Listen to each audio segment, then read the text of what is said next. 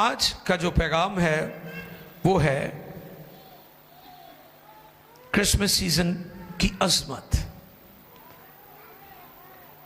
इसकी जो अजमत है उस पर मैं बात करना चाहता हूं।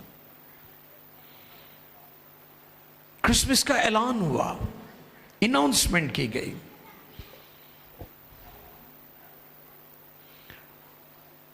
कलाम खुदा में से लूका तबीब की मार्फत लिखा गया इंजीली बयान है,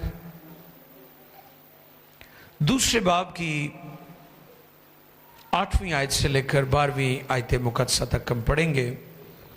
लूका दूसरा बाब 8वीं आयत से 12वीं आयत मुकद्दसा तक।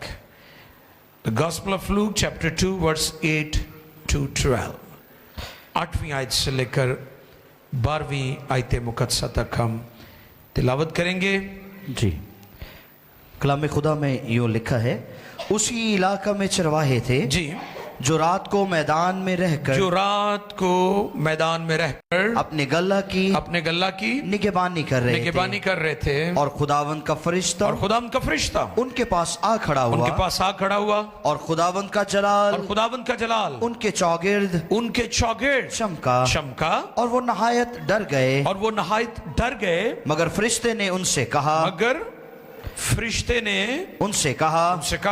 डरो मत, क्योंकि देखो मैं तुम्हें बड़ी खुशी की बशारत देता हूँ जो सारी उम्मत के वास्ते होगी कि आज दाऊद के शहर में तुम्हारे लिए एक मुनज्जी पैदा हुआ है, यानी मसीह खुदावंद। और इसका तुम्हारे लिए ये निशान है कि तुम एक बच्चे को कपड़े में लिपटा और चरनी में पड़ा हुआ पाओगे। मुकद्दस कलाम के पढ़े, सुने, समझे और कबूल किए जाने पर खुदावंद की बरकत सबके यहाँ आमीन। ऐलान क्रिसमस सीजन की अज़मत पर हम गौर करेंगे। खुदा अज़ली व अबदी है। खुदा अज़ली और अबदी है। और ये कलाम का हिस्सा बड़ा हैरान कुन है कि खुदा जो अज़ली और अबदी है, आसमान पर आपको पता है कि खुदा के हुजूर टाइम की पाबंदी का कोई इशू नहीं है। वहां पर जो क्लॉक का सिस्टम है ना, वो हमारी दुनिया के लिए है, क्योंकि वो खुदा जो अज़ली और अबदी है, वो वक्त की कैद या जो पैमाना होता है या जो लिमिट होती है, वो उसका पाबंद नहीं है, क्योंकि वो अज़ली और अबदी है। लेकिन कलाम का यह हिस्सा में बताता है कि वो खुदा जो अज़ली और अबदी है, वो हमारी दुनिया में एंटर हुआ है। वो खुदा जो अज़ली और अबदी है, जो ज़मानों का, वक्त का, चीजों का, माजी का, हाल का, मुस्तकबिल का खुदा है। वो हमारी दुनिया, जो महदूद दुनिया, जो लिमिट में चलती है, जो रात हो जाती है, दिन हो जाता है, हम कहते हैं कि सुबह देखेंगे, कल काम करेंगे, क्योंकि हम इस सिस्टम के ताबे हैं, हम लिमिट में हैं। और फरिश्ते भी हैरान हुए होंगे इस बात से, जो सदियों से, हजारों सालों से खुदा के साथ थे। वो हैरान हुए होंगे इस पैसेज में जब हम देखते हैं कि फरिश्ते आए हैं पैगाम लेकर, कि वो खुदा जो अज़ली अबदी है, जो वक्त, पैमाना और जो लिमिट उसकी निगाह में, उसके करीब कुछ भी नहीं है, वो खुदा इस दुनिया में एंटर हो रहा है।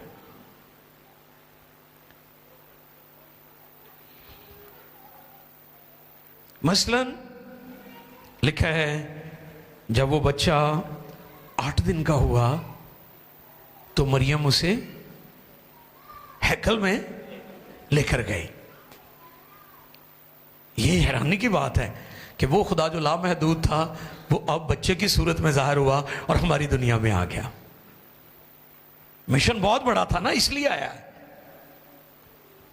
हालांकि शरीयत भी दी गई, कुर्बानियां भी दी गई इंसान को बचाने के लिए, लेकिन वो आर्जी थी, वक्ती थी।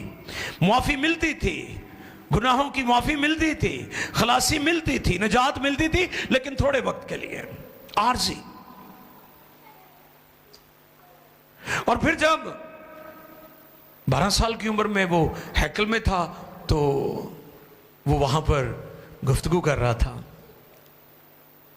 कलाम सुना रहा था। बड़े बड़े आलमों के साथ उसकी गुफ्तगू हो रही थी, बुजुर्गों के साथ, लीडरशिप के साथ, मजहबी क़यादत के साथ। और फिर कलाम फरमाता है कि 30 साल की उम्र में उसने जब अपनी खिदमत का ऐलान किया और खिदमत का आगाज किया, और फिर उसके बाद आप जानते हैं कि वो मसलूब हुआ और फिर मुर्दों में से जी उठा और आसमान पर फिर वापस अब्दियत में चला गया। हालेलुया। इस पर जरा गौर करें, वो कहां से आया था? आसमान से। और लिखा है आसमान पर कोई नहीं चढ़ा सिवा उसके जो आसमान से उतरा भी था, इब्ने आदम जो आसमान पर है। वो वापस चला गया क्योंकि वो अब्दियत का मालिक है। चरवाहे, चरवाहे, इसके बारे में मुख्तलिफ नजरियात, बट ऑलवेज चरवाहे कमजोर तबका समझे जाते हैं। भेड़ बकरियां चराने वाले लोग उनके करीब नहीं जाते क्योंकि उनके कपड़ों से बदबू आती है। वो बहुत अलग थलग रहने वाले लोग होते हैं। ये खुदा का अपना तरीका है। इस पर मैंने पिछले दिनों, पिछले साल बल्कि बात की थी कि दुनिया में बिशारत का आगाज चरवाहों ने शुरू किया था। हालेलुया। किन्होंने? ये जो क्रूसेड मिनिस्ट्री है ना, ये जो फेस्टिवल्स होते हैं, इसका आगाज किन्होंने किया था? चरवाहों ने। बिशारत, बिशारती खिदमत का आगाज, इवेंजलिस्टिक मिनिस्ट्री का आगाज इन चरवाहों ने, इन गडरियों ने किया था। वो सारा कुछ छड़ छड़ा के उते ही यीशु दी बिशारत देन चले गए। लोगों को दसन ला पे। तो यही होता है बड़ी बड़ी मीटिंग्स में, फेस्टिवल्स में, क्रूसेड्स में, कि दुनिया में यीशु मसीह का इश्तहार दिया जाता है। यहां से आगाज हुआ था कन्वेंशन मिनिस्ट्री का, क्रूसेड मिनिस्ट्री का, फेस्टिवल्स का, बिशारती इबादतों का। फरिश्ते, जैसा मैंने कहा, ऐलान करते हैं। हैरान भी हुए होंगे कि वो जो आला व अरफा, वो जो बुलंदो बाला, वो जो कुदरत वाला है, आज किस तरह एक लामहदूद दुनिया से एक महदूद दुनिया में एंटर हो रहा है। इंसानों में आ गया, इंसानों में आ गया और इंसान बना ताकि इंसान से दोबारा खुदा का मेल मिलाप हो जाए। लेकिन मेरे सामने जो आयत है वो 11वीं आयत है। लेकिन मैं चाहूंगा 10वीं और 11वीं दोनों आयत को असराज से पढ़ दें तो मेहरबानी जरा दोबारा रिपीट कर दीजिएगा इसको। मगर फरिश्ते ने उनसे कहा, मगर फरिश्ते ने उनसे कहा, डरो मत, डरो मत, क्योंकि देखो मैं तुम्हें बड़ी खुशी की बशारत देता हूं जो सारी उम्मत के वास्ते होगी। 11वीं आयत कि आज दाऊद के शहर में तुम्हारे लिए एक मुनज्जी पैदा हुआ है, यानी मसीह खुदाबंद। वाओ। 3-fold identity. इस 11वीं आयत में तेहरी शनाख्त का जिक्र हमें मिलता है। नोट कर लें। नंबर 1 मुनज्जी। नंबर 1 मुनज्जी। मुनज्जी का मतलब क्या है? निजात देने वाला। सेवियर, सेवियर,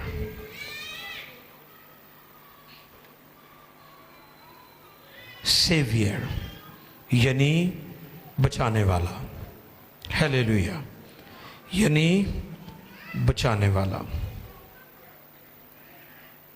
हजारों सालों बाद खुदा की तरफ से ये ऐलान हुआ कि वो बचाने वाला है, मुनज्जी है। ये पहली शनाख्त यहां पर हमें मिलती है। पहला लक़ब क्या है? मुनज्जी। बोले मुनज्जी। मुनज्जी का मतलब क्या है? बचाने वाला। यानी वो दुनिया को बचाने के लिए आया। कई कहते निजात लेके आया, वो खुद निजात था। हालेलुया, वो खुद निजात था। वो निजात बनकर आपकी आया है। वो खुद निजात था। उसने निजात दी है, उसने गुनाहों को धोया है।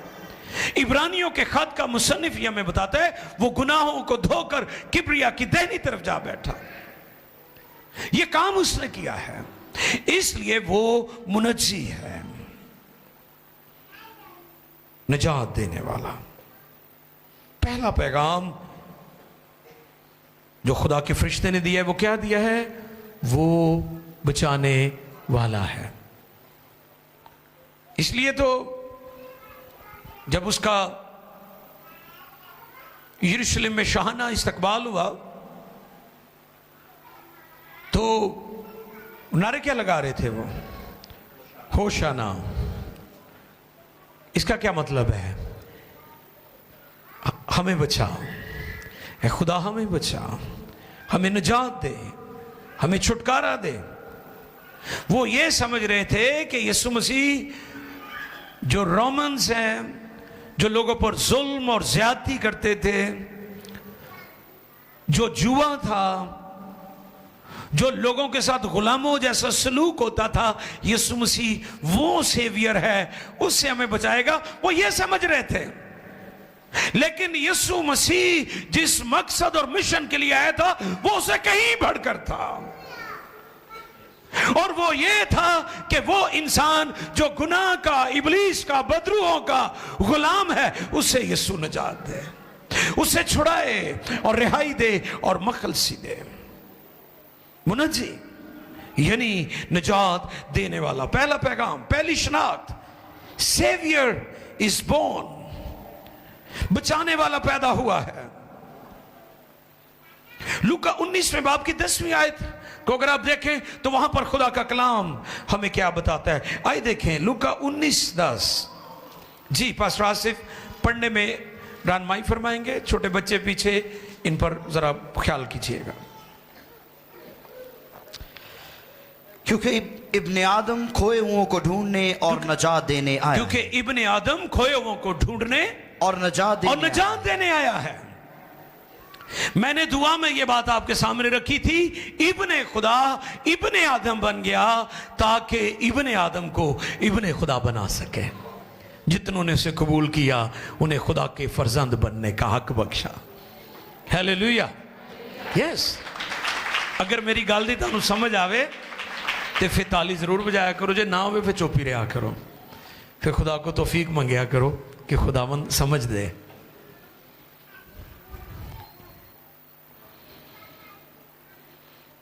जो अलकबात इस आयत में हमें मिलते हैं, उसमें पहला लक़ब क्या था? मुनज्जी, सेवियर, बचाने वाला। और फिर हम उसमें बचाए गए, आजाद किए गए। और कलाम में लिखा है, अब जो मसीह में है उन पर सजा का हुक्म नहीं होता।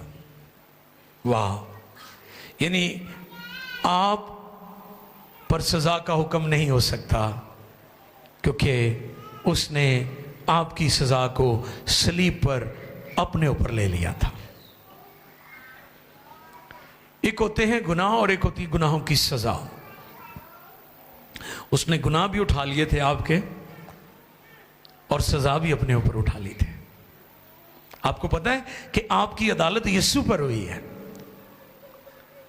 आपकी अदालत यीशु पर हुई है। आपके गुनाहों की सजा की अदालत खुदा ने अपने बेटे यीशु पर की है, इसलिए आप बरी हो चुके हैं, बरी हो गए हैं आप बरी हो चुके हैं। जैसे अदालत किसी भी मुकदमे में छानबीन के बाद इस नतीजे पर पहुंचती है कि ये शख्स अब इनोसेंट है, इनोसेंट है, ये गिल्टी नहीं है, ये कसूरवार नहीं है। हम क्यों अदालत से बच गए हैं? क्योंकि हमारी अदालत खुदा ने अपने बेटे यीशु पर की है, इसलिए हम पर सजा नहीं है। कलीसिया को, ईमानदारों को आसमान पर इनाम मिलेंगे, सजा नहीं मिलेगी, क्योंकि हम यीशु मसीह पर ईमान ले आए हैं, उसे अपना शख्सी निजात-देंदा कबूल किया है। ईमान लाने, शख्सी निजात-देंदा कबूल करने, तौबा करने, गुनाहों की माफ़ी के लिए बाप और बेटे और उसके नाम में बपतिस्मा लेने से अब हमें इनोसेंट डिक्लेयर कर दिया गया है कि हम अब पाक हैं, हमारी जस्टिफिकेशन हो चुकी है। इसलिए हम बचाए गए हैं, आजाद किए गए हैं। इसी के साथ हम महफूज भी किए गए हैं। आइए देखिए जरा, यूहन्ना की मार्फत लिखा गया इंजीली बयान 6 बाब की 37वीं आयत। जी पास्टर आसिफ पढ़ने में हमारी रहनुमाई फरमाएंगे। यूहन्ना 6:37। जी। जो कुछ बाप मुझे देता है, जो कुछ बाप मुझे देता है मेरे पास आ जाएगा, मेरे पास आ जाएगा, आ जाएगा, और जो कोई मेरे पास आएगा, और जो कोई मेरे पास आएगा उसे मैं हरगिज निकाल ना दूंगा। यानी आपकी निजात जबरदस्ती शैतान नहीं छीन सकता। आप महफूज हो चुके हैं। जो यीशु के पास आ जाता है, जो यीशु को अपना शख्सी निजात-देंदा कबूल कर लेता है, वो महफूज हो जाता है, शैतान उसको छीन नहीं सकता। इसलिए मैं कहता हूं कि अगर हम इस रुए जमीन पर रासबाजी की जिंदगी गुजारते हुए अगर डी ट्रैक हो भी जाते हैं, तो उससे हमारी निजात को खतरा नहीं है, हां अजर को खतरा है। जो आसमान पर आपको रिवॉर्ड मिलना है वो आप खो सकते हैं। जो आपको स्टार्स लगने थे, जो आपको मेडल्स मिलने थे, जो आपको एप्रिसिएशन मिलती थी, शाबाश अच्छे नौकर, शाबाश मेरी बेटी, शाबाश मेरे बेटे। जैसे अजर के बारे में मैं अक्सर कहता हूं निजात मुफ्त है, अजर मुफ्त नहीं है। निजात आपको यीशु मसीह पर ईमान लाने से मिली है, लेकिन अजर के लिए आपको इबादत, रियाजत, नेकियां, अच्छे काम, ना जलने वाले काम करने पड़ेंगे। इसलिए आप महफूज हो जाते हैं।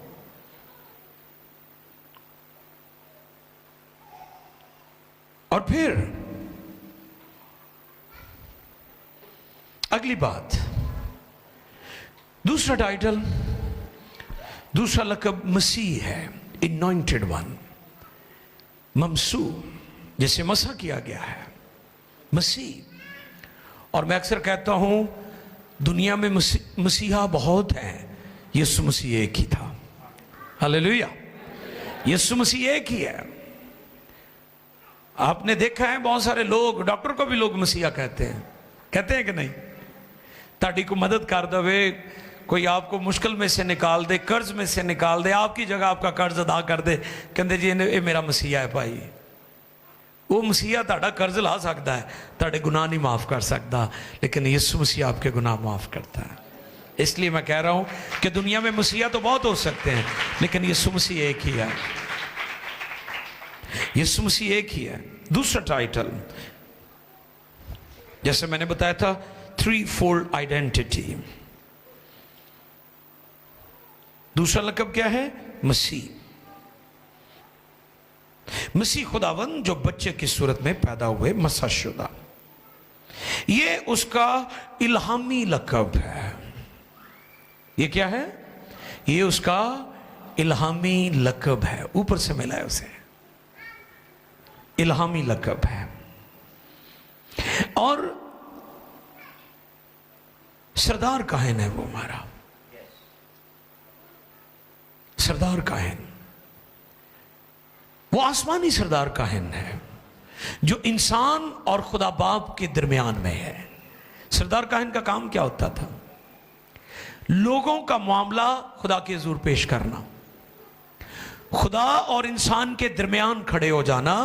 और जो ज़मीनी सरदार कायन होते थे, जो सुलेमानी हैकल में खिदमत करते थे, वो क्या करते थे कि वो जानवर जो ज़िबह किया जाता उसके खून से पहले अपने आप को पाक करता था, पहले अपनी कमजोरियों का इकरार करता था, फिर लोगों के लिए वो खून लेकर पाक तरीन मुकाम में जाता और वहां जाकर वो लोगों के लिए माफ़ी की दरख्वास्त करता। लेकिन यीशु मसीह किसी और का खून लेकर नहीं, बल्कि अपना ही खून लेकर गया और अब्दी खलासी कराई। वो सरदार काहिन जो सुलेमानी हैकल में खिदमत करते थे, वो कमजोर होते थे, उनमें कोई ना कोई गलती होती थी। और आपको पता है कि उनके कमर के साथ रस्सा बांधा होता था और कमर बांध के साथ छोटी छोटी घंटियां भी लगी होती थी। जब तक वो वहां पर खून लगा रहा होता था, कहानत का काम कर रहा होता था, घंटियां बजती रहती थी।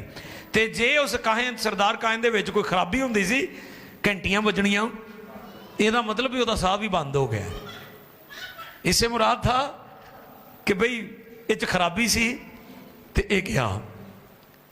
ते आजकल तो पता नहीं की होन दिया है, डरते ही नहीं गए, गया। और उस रस्से से जो बंदा होता था फिर उन्होंने ਉਹਦੇ ਨਾਲ ही खिंचते सन, क्योंकि अंदर तो कोई जा ही नहीं सकता। वो पाक तरीन मकाम होता था, वहां पर सरदार का इनके अलावा नहीं कोई जा सकता था। वो खुदा का कोर्ट रूम था।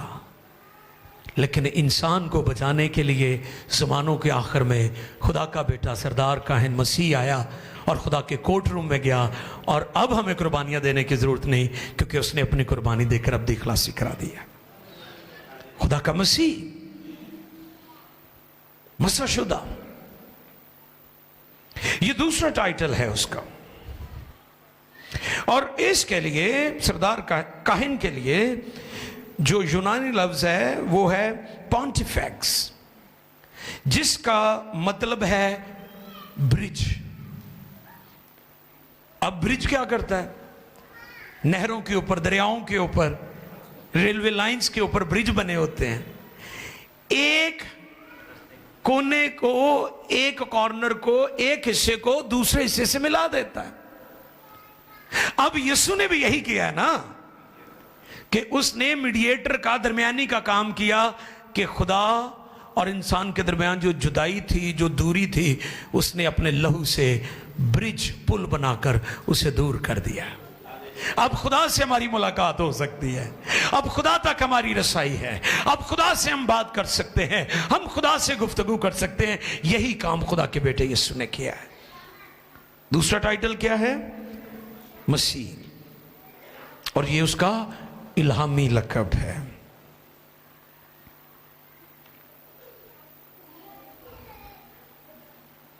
इब्रानियों 7:25 पढ़ दीजिएगा आसिफ साहब। इब्रानियों के कलीसिया को लिखा गया खत 7वें बाब की 25वीं आयत मुकद्दसा को हम पढ़ेंगे जी।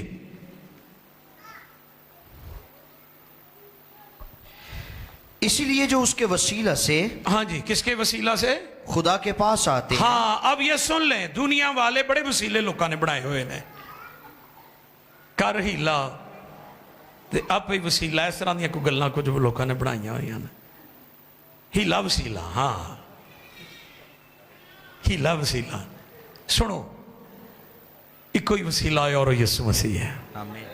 खुदा तक पहुंचने लिए जड़ा रस्ता है, जड़ा पुल है, जड़ा राबता है, जड़ा कोड है, मैंने पिछले दिनों भी बताया था, शिफा का कोड कोई पास्टर नहीं है, कोई और मुकद्दस हस्ती नहीं है। शिफा, निजात का कोड यीशु मसीह है। कोड समझते हैं? कोड आप लगाते हैं लॉक करने के लिए, लॉक करने के लिए, तो लॉक उदों ही खोलता है जो कोड एंटर करोगे। अगर आप चाहते हैं कि आपकी रसाई जमीन से आसमान तक, खुदा तक हो जाए, तो कोड यीशु मसीह है, वसीला यीशु है। जी पढ़ें जी, खुदा के खादिम पढ़ेंगे हमारे लिए। हाँ जी, इब्रानियों, इसीलिए जो उसके वसीला से, जी इब्रानियों 7:25 में लिखे, इसीलिए जो उसके वसीला से, जो उसके वसीला से खुदा के पास आते हैं, खुदा के पास आते हैं, वो उन्हें पूरी निजात दे सकता है, क्योंकि वो उनकी शिफात के लिए, हमेशा जिंदा है, पूरी निजात, अधूरी निजात नहीं, नामुकम्मल निजात नहीं। उसने कहा आओ पार चलें, जिसने कहा ना आओ पार चलें, तो वो आपको पार ले भी जाएगा। ये पार वो ही लेके जाएगा, दूजे कहीं ने नहीं लेके जाना, क्योंकि वो पुल है, वो ब्रिज है, ये उसका इल्हामी लक़ब है मसीह।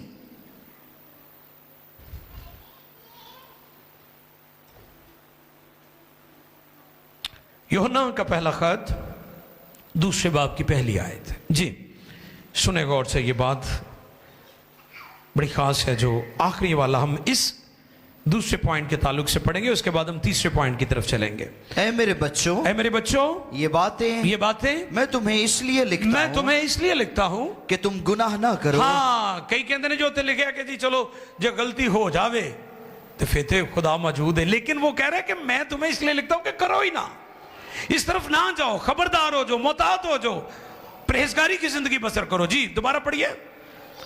ऐ मेरे बच्चों, ये बातें मैं तुम्हें इसलिए लिखता हूं कि तुम गुनाह ना करो, और अगर कोई गुनाह करे तो बाप के पास हमारा एक मददगार मौजूद है, यानी यीशु मसीह रास्तबाज।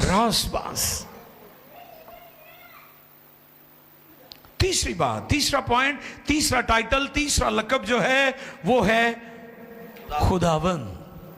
हालेलुया, लॉर्ड, खुदावंद। खुदावंद और खुदा में क्या फर्क है? इंग्लिश लव्स गॉड बड़ी जी के साथ,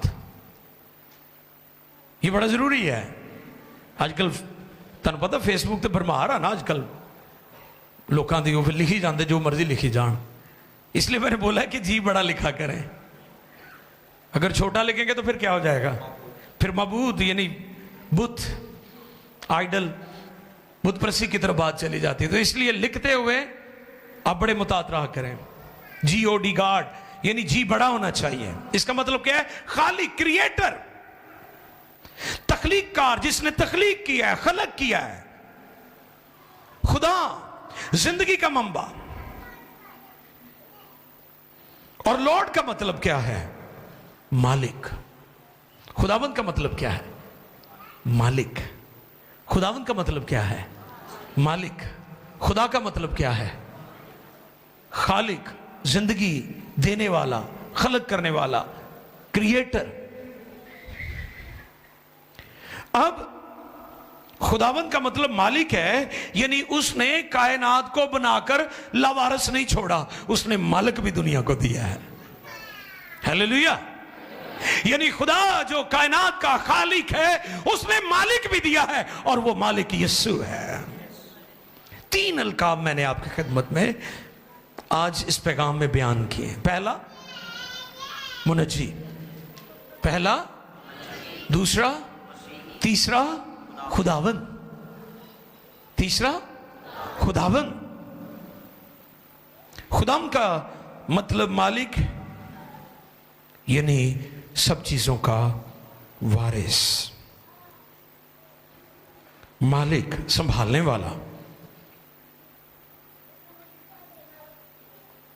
वो सब चीजों का मालिक है, सब चीजों का मालिक है।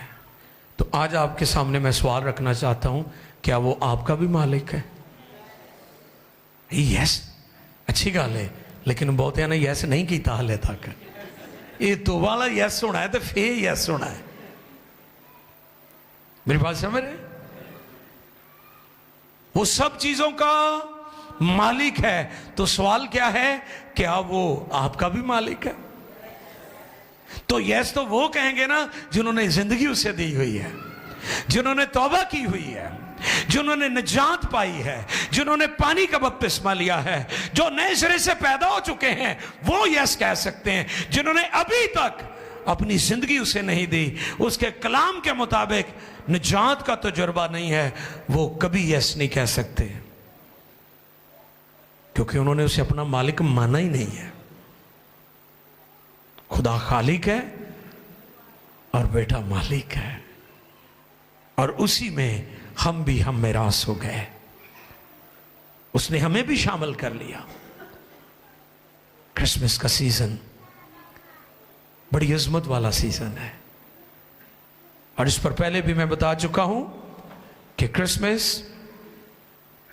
का सीजन हमें नए साल के लिए तैयार भी करता है। जिन्होंने इन्होंने दिनों च इबादत ना की थी, उन्होंने अगले पूरा साल इबादत कोई नहीं करनी।